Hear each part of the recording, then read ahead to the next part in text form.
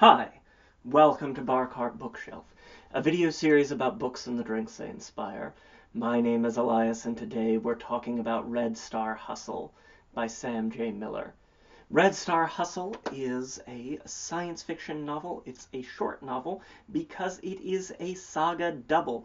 So as you can see, it's a nice big book. We've got the red text here along the spine, Red Star Hustle, and on the other side we have yellow text reading apprehension, because this is two novels in one volume. You flip it around, it's that cool vintage style.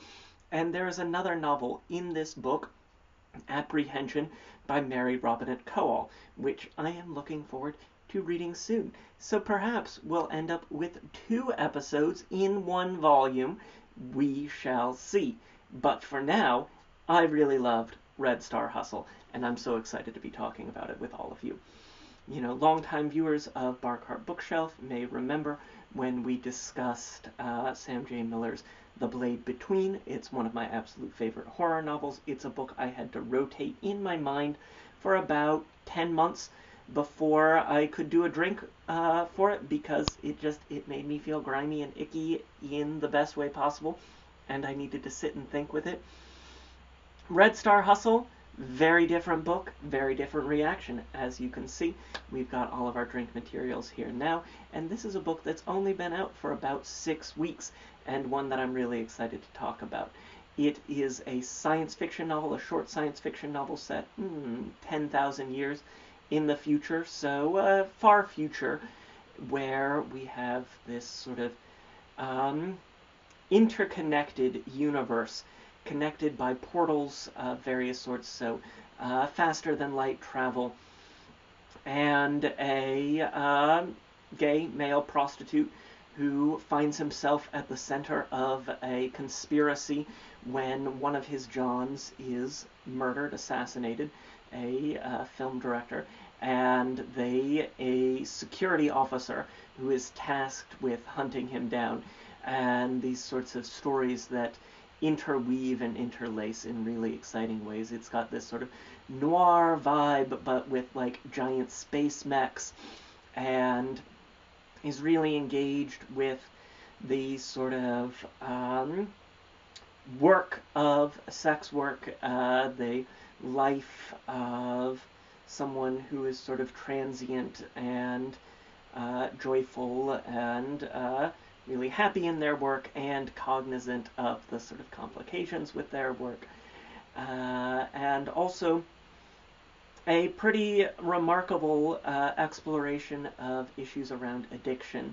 You know, we have our sort of three main characters, Aaron and Imadi, and then Aaron's love interest, Resh, who all struggle, and Imadi's sort of mentee, Trist, as well. You know, we've got addicts all over the place being dealt with in this very thoughtful and powerful way, in a way that you don't often have the privilege of seeing in sort of grand space opera science fiction.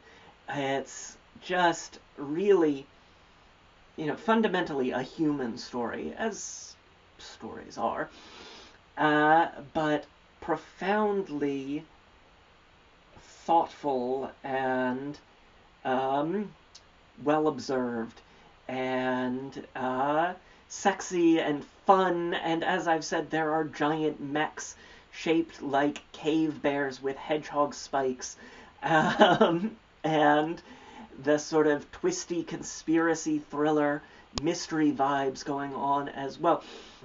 It is packing a lot into just 224 pages, and I had an absolute marvelous time with it. I think when I started reading it, I looked up and all of a sudden realized that I was halfway through and hadn't even realized that that had happened.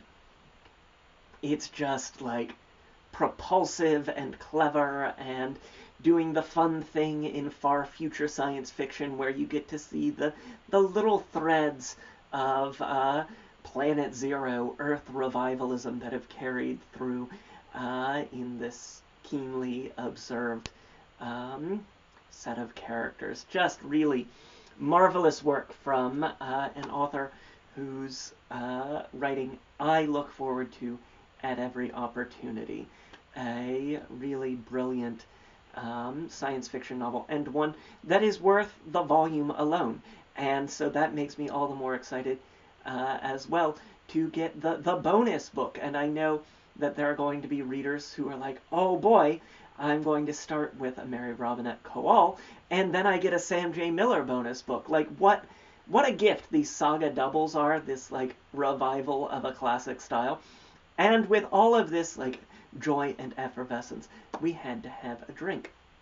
As I said, this is a story that's really engaged with the complications and struggle with addiction, and with that in mind, we are going to be making a mocktail today, something that can be enjoyed for all of us, those of us who are choosing to imbibe, or those who are choosing not to, who are sober and on a sobriety journey of their own. Our drink today is the Exilarch, which is the sort of title to which Resh, Aaron's love interest, is heir, and it's just like a badass word, like the power in exile, the Exilarch. Yes, it's like cool nanomatter. I cannot express enough, profoundly and repeatedly enough, how cool this book is. It's just like oozing, dripping, you know, soaked through with cool and other fluids as well. And so for our Exilarch, as you can see, I've got a highball glass right here. We're going to get some ice down in there and build our mocktail in the glass. Lovely. We're going to start with 4 ounces of green tea. Get that down in there. Strongly brewed green tea. As always, when we're making tea for mocktails, we want to brew it extra strong. Oh, I love that smell. Just freshly brewed green tea, cooled down, and ready to be mixed. And to that, we will add a ½ an ounce of ginger syrup, and a ½ an ounce of orgeat, because we gotta have a little nut in there.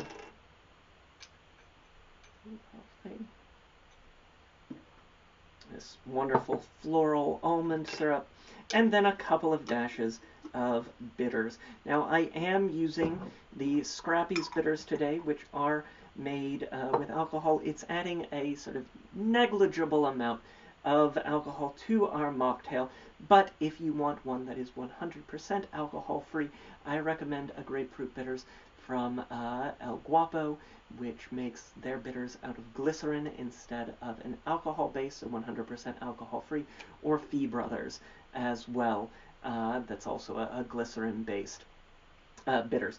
Again, bitters, they add just negligible amounts, but when you want something to be 100% alcohol-free, it's great that we have those sort of spice rack options for our bar with that. We'll get just a couple of dashes of those in there for that bitter quality, because we do have this bit of bitterness of life that's done you a bad turn at several points, because you can't have a noir without being put upon by the world. Then we'll top this with a bit of tonic water, give it a bit of bubble. Nice, refreshing. Again, that sort of bitter sweetness. Give it a stir to bring it all together. Fantastic. And garnish with a cherry.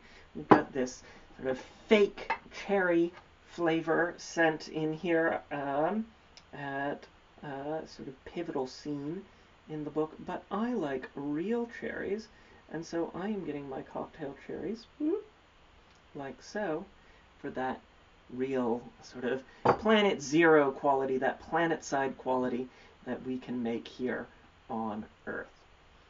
Perfect. And there you have it.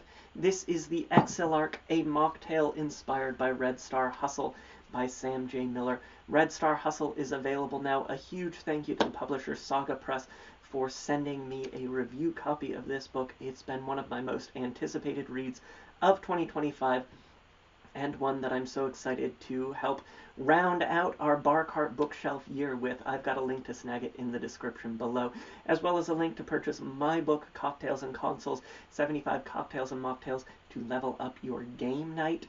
About a third of the recipes in the book are non-alcoholic or have instructions for how to make them non-alcoholic, so a lot of really great mocktail options in there as well. It's something that I am really passionate about as someone who enjoys great drinks, no matter my mood, and to serve the needs of all of my guests and all of my friends. Please hit that like button. It makes me so happy when you do. Subscribe if you haven't already so you never miss an episode. We've got links to various forms of social media, including Blue Sky and Instagram, where there's always a written version of today's recipe. We will have one more episode here in 2025 before we take our end-of-year hiatus. Tune in for that next week. It is a very exciting one for something that I think ties in very nicely with what we do here on Bar Cart Bookshelf, while being a little different. So keep your eyes peeled for that. Try the drink. Let me know what you think in the comments down below.